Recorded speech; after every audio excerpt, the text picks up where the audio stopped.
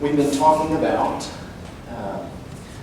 growing older and wiser, and we spent a lot of that time talking about the different sources of godly wisdom. You know, we talked a little bit about how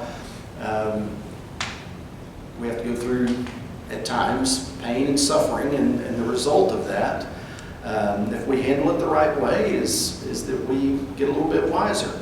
It helps us to mature. We also talked about wisdom. It's not something that God just hands out to us. At times we have to look for it. He wants us to seek Him out, to search for that wisdom. And if we search for it, He's going to reveal it to us. Last week we talked about, we used Job as our text. And most of you are very familiar with the story of Job, but we used a particular part of that. We looked at chapter 32 to talk about looking for wisdom in unexpected places. And Job 32 reminds us that even though a lot of times we associate age and experience, accumulated life experience, with wisdom, well, that's not always the case, is it? Because there are times when there are people that are younger than we are, may have something valuable or wise to say to us, and we need to be open to listening to them. So in Job chapter 32, you'll recall from last week, God sends a young man named Elihu. I say God sends him. I don't know if he was sent by God, but Elihu at least takes it upon himself to go. He feels called to go and speak to Job and offer him counsel after all of these calamities that he suffered.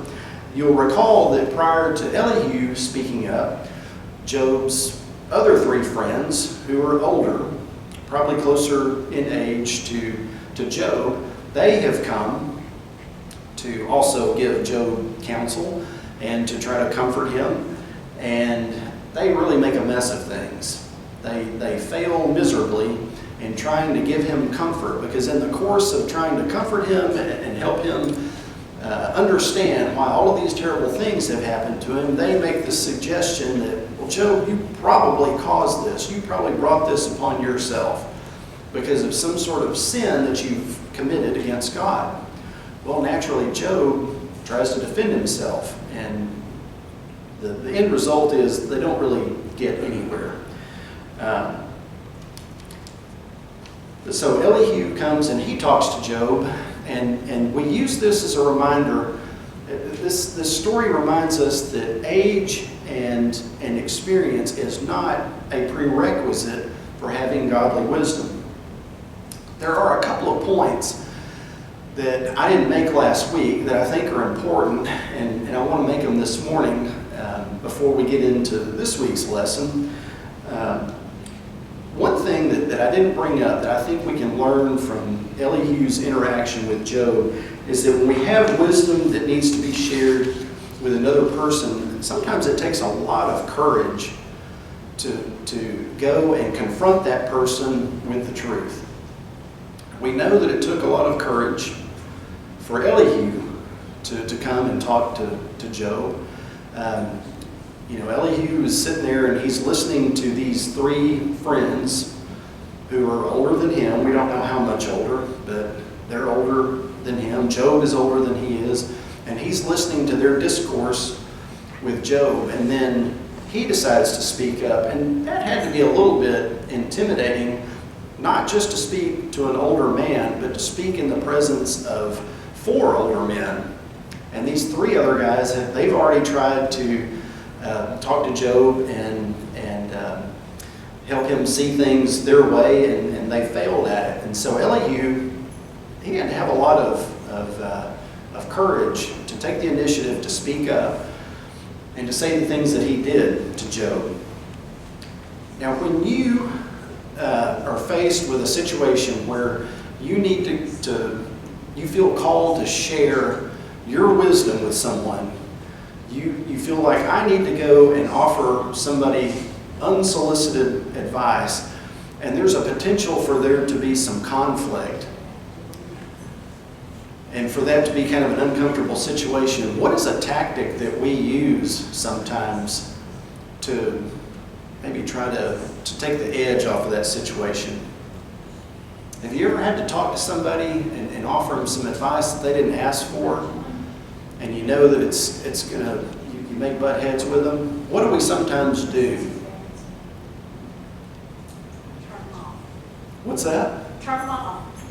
Turn them off? Just turn them off. Turn them Pull off? out. Just go ahead and forge ahead and tell them like it is. You don't have to tell them anything, just listen to them and let them go. Okay, all right. Well, if you're like me, now I tell you what, confrontation, there are a lot of things I can handle. Confrontation is not one of them. I dread confrontation, and I don't want to admit this, but sometimes a tactic that I use, and maybe some of y'all use, if you need to talk to somebody about something that's going to be unpleasant, do we sometimes use flattery? Do we sometimes try to show that we're empathetic towards that person's situation, or that we're going to show a little bit of partiality towards them to try to kind of get them won over to our side? It's not a good idea to use flattery to try to soften somebody up, to tell them the truth. Being tactful, yes, but using unnecessary flattery, that kills our sincerity. And when we need to address somebody with the truth, confront them with the truth, and give them some godly wisdom, the best course is always to use honesty and sincerity. Elihu, I think, understand. Yes, sir. This is an area of extreme caution.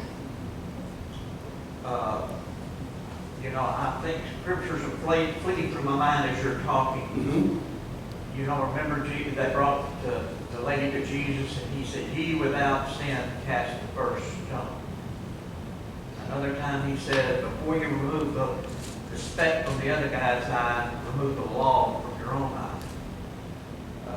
This is certainly a time before you involve yourself in this that you spend a great deal of time in prayer. A great deal of time in prayer. That's a good point. And the recommendation in the Bible, that when the elders approach them, they always took one or two with them. It's probably not, you just have to use caution in this area of Christianity.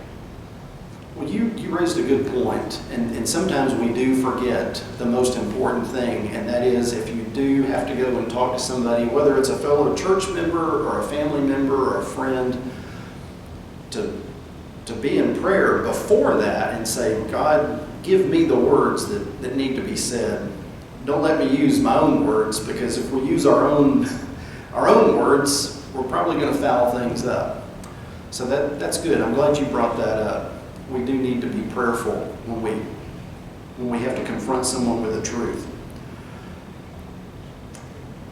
Going back to flattery, Elihu understood that he was not going to gain anything by flattering Job before he talked to him, and he says this at the end of his opening speech. Chapter 32 is kind of his opening monologue. Towards the end of that, in verses 21 and 22, Elihu says to Job, "I will show no partiality, nor will I flatter anyone. For if I were skilled in flattery, my Maker would soon take me away." So Elihu, even in his youth, he's wise enough to know that the words that he speaks to Job, God is going to hold him accountable for that. Now, like I said before, there's something to be said for using tactfulness when we have to share an unpleasant truth with someone.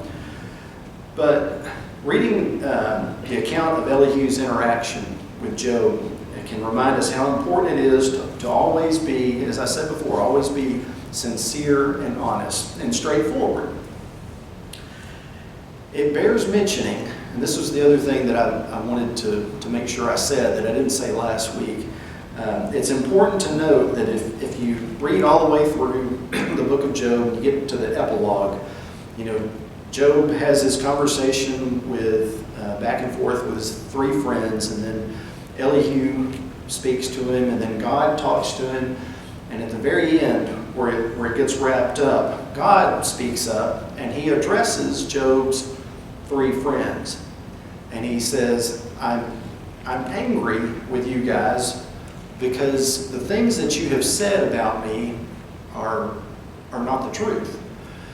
And so he advises them to go and make a sacrifice. And then he says, and you need to get Job, being a righteous man, you need to get Job to pray for you. And if you do those things, then I'm not going to judge you as severely as I should be judging you for saying all those things. And it's worth mentioning that he doesn't say anything about Elihu or the things that Elihu has said. He doesn't say that he's said anything wrong or anything out of line. So I think it was important to bring that up. That Elihu evidently was on the right track, even being a younger man. Whatever he said, it didn't. God had no problem with it, evidently. So the 2 points that I wanted to make, that I did make last week, sometimes it takes a lot of courage for us to confront somebody with the truth and to share our wisdom with them. And no matter how difficult we think it's going to be to confront that person, we always need to use honesty and sincerity. So those 2 points provide kind of a nice segue into this week's lesson, which is going to be kind of a continuation of this idea that sometimes we're called to share our wisdom in the midst of a difficult or a tense situation. But more specifically, we're going to talk about how we handle it when we have to point out the truth to someone when there's a potential for conflict to arise out of that confrontation. If you would, turn to Exodus 18, chapter 18. We're going to use that as our text this morning.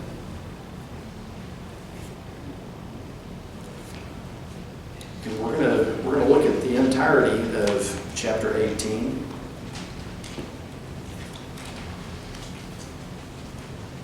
And while you're turning there, I want to ask a question. And if somebody wants to answer it, that's great.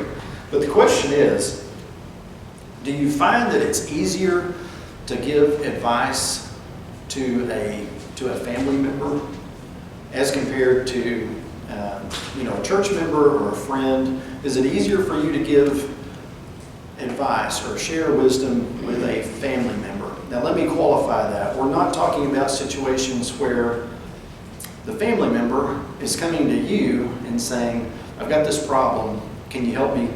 Give me a little bit of wisdom, help me sort this out. They're not coming to you. We're talking about situations where you are observing someone, whether it be your child or grandchild or a brother or a sister. You're observing them going down a path or in some kind of situation where you feel like you need to speak up because they're headed down the wrong path. Do you feel like it's easier if they're family or not?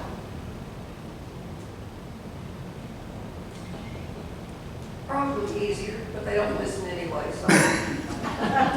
So you know what to expect already. I mean, that's really, it's kind of an open-ended question. I mean, it depends on the person, doesn't it? Sometimes when you have a very close relationship with a family member, it makes it easier to be open and honest with them. Sometimes a close relationship with a family member makes it nearly impossible to share the truth with them. It just really depends on who the person is. Now, what about an adult? I've got a 17-year-old, so I still feel like I've got a little bit of an edge over him when it comes to, if I see him going down the wrong path, I don't have any qualms about saying, listen, sit down, I need to talk to you. What about when it's an adult child? that child is 30, 40 years old, and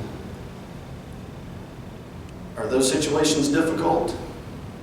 What about when it's, to take it a step further, when it's a daughter-in-law or a son-in-law? Sometimes, thank goodness I'm not there yet, and hopefully a long way off from that deal. But I know that people sometimes find themselves in situations where they need to confront a daughter-in-law or a son-in-law with the truth and give them a little bit of either fatherly or motherly advice that they might not be asking for. That's a little trickier, isn't it? Let's go ahead and read. We're going to read about half of chapter 18 of Exodus. And it's going to give us, this chapter is going to give us a little bit of insight into the relationship between Jethro and Moses, who is his son-in-law. And Jethro is going to find himself kind of in one of these situations where he sees Moses struggling. He's going through a challenging time, and he feels compelled to give him a little bit of fatherly advice. So we'll see how he handles it. So I'm going to read verses 1 through 12, and then we'll have a little bit of discussion before we move on to the latter half of it. Okay. Now Jethro, the priest of Midian and father-in-law of Moses, heard of everything God had done for Moses and for his people Israel, and how the Lord had brought Israel out of Egypt. After Moses had sent away his wife Zipporah, his father-in-law Jethro received her and her 2 sons. One son was named Gershom, for Moses said, I have become a foreigner in a foreign land. And the other was named Eleazar, for he said, my father's God was my helper. He saved me from the sword of Pharaoh. Jethro, Moses' father-in-law, together with Moses' sons and wife, came to him in the wilderness where he was camped near the mountain of God. Jethro had sent word to him, I, your father-in-law Jethro, am coming to you with your wife and her 2 sons. So Moses went out to meet his father-in-law and bowed down and kissed him. They greeted each other and then went into the tent. Moses told his father-in-law about everything the Lord had done to Pharaoh and the Egyptians for Israel's sake, and about all the hardships they had met along the way, and how the Lord had saved them. Jethro was delighted to hear about all the good things the Lord had done for Israel in rescuing them from the hand of the Egyptians. He said, Praise be to the Lord who rescued you from the hand of the Egyptians and of Pharaoh, who rescued the people from the hand of the Egyptians. Now I know that the Lord is greater than all other gods, for he did this to those who had treated Israel arrogantly. Then Jethro, Moses' father-in-law, brought a burnt offering and other sacrifices to God, and Aaron came with all the elders of Israel to eat a meal with Moses' father-in-law in the presence of God. Okay, so first of all, let's talk about what we know about Jethro. Jethro is also referred to by the name Ruel. I'm not sure how you pronounce it here. I think it's when he's first introduced around Exodus, I don't know if it's chapter 2 or 3, but he's referred to by the name Ruel. The only other time I've ever heard that name, besides in this case, is some of y'all probably remember there was a Church of Christ minister for many, many years named Ruel Lemons. And so I guess he's named after Moses' father-in-law, because I've never heard anybody name that anywhere else. But the name Ruel means friend of God. And it has been suggested that maybe this is Jethro's given name. Ruel is his actual given name, and that the name Jethro is more of a title that means His Excellency. And I think he's actually referred to by about 6 or 7 different names in total. But anyway, that's neither here or there. That's just kind of an aside. Jethro is a Kenite from Midian, and it's not known precisely where Midian was located, but it's in the general vicinity of the current region of northern Saudi Arabia. It's a rather large territory. Now, this next little fact, I'm going to have to admit to you, I researched it. Maybe there's somebody here that can explain it to me. I'm only regurgitating what I read. But evidently Jethro was a Gentile and not a Jew. Now, where I get confused about that is if you trace Jethro's ancestry, it traces back to Abraham.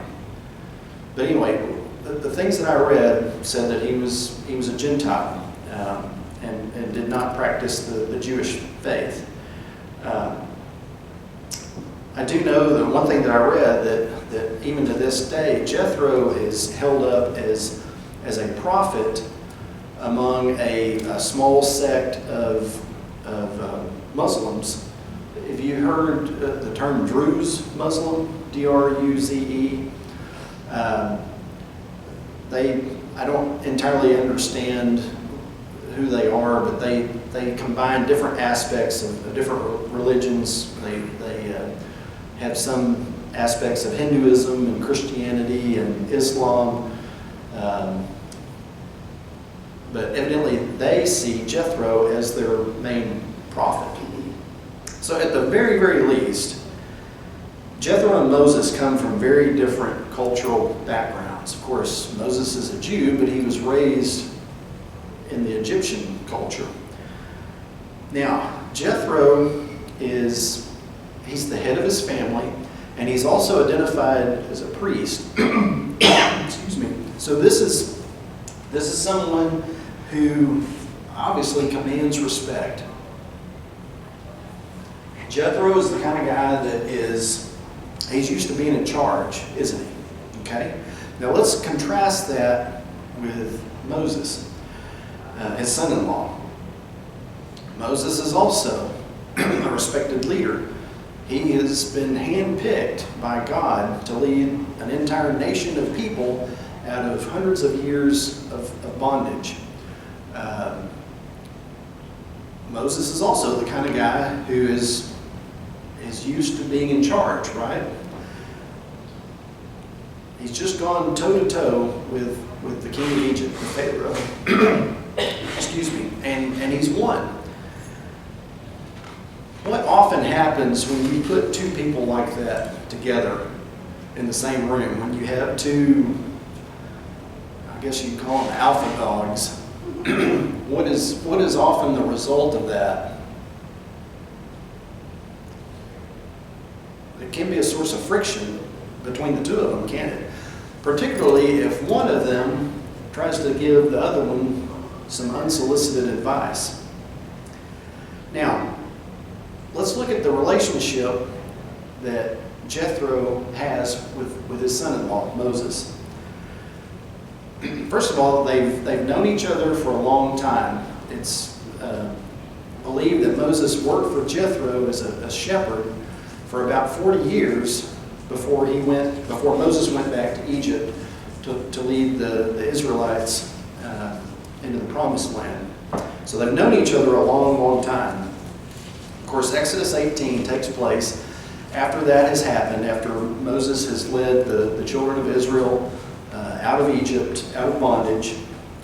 And evidently, depending on how you interpret it, evidently before he went back to Egypt, Moses entrusted his wife and his two sons with his father-in-law, Jethro, and did not take them back to Egypt for him to carry out this task.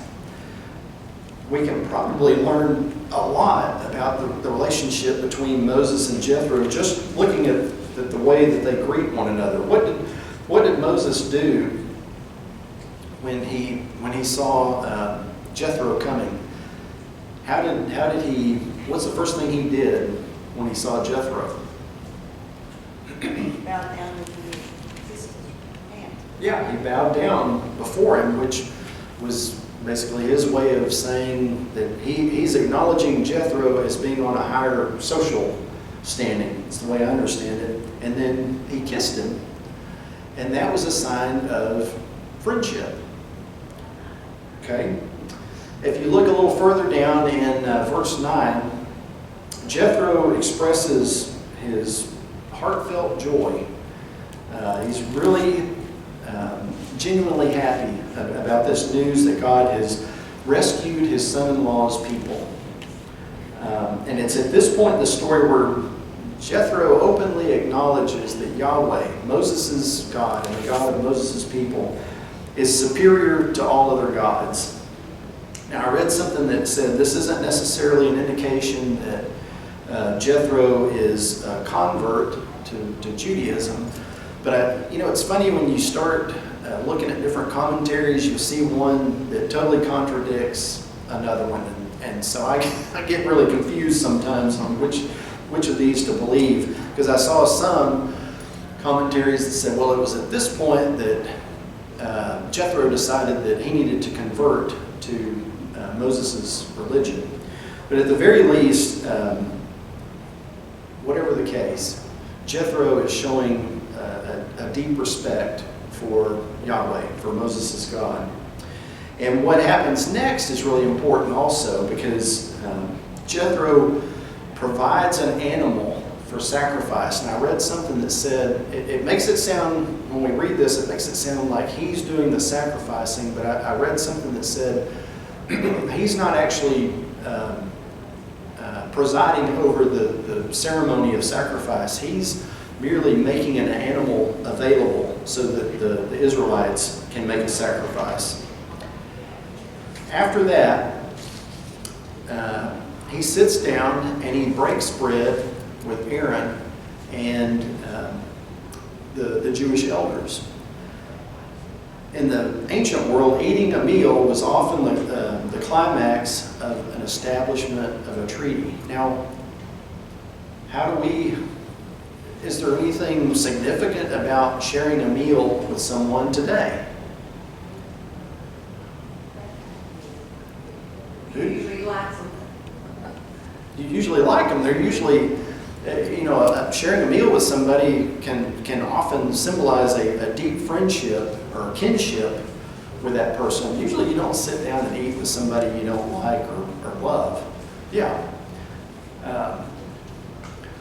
So even though there are certain points that, where there could be conflict or friction between Moses and his father-in-law, we talked about how they come from very different cultural backgrounds with different expectations and different religious backgrounds.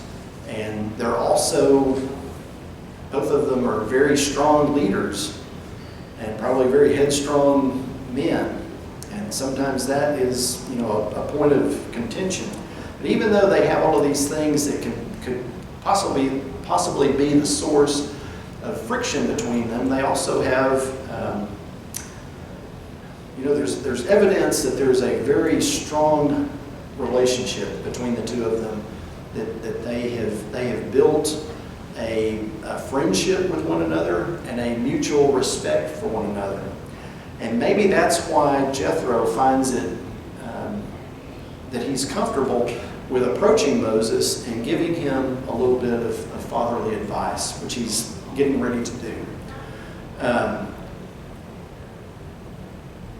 We got 1 minute left, so I'm not going to read the second half of this. We will start there next week. We'll read the second half of Exodus chapter 18, if you want to go ahead and read ahead, and then we'll discuss that, and then probably go right into the next lesson.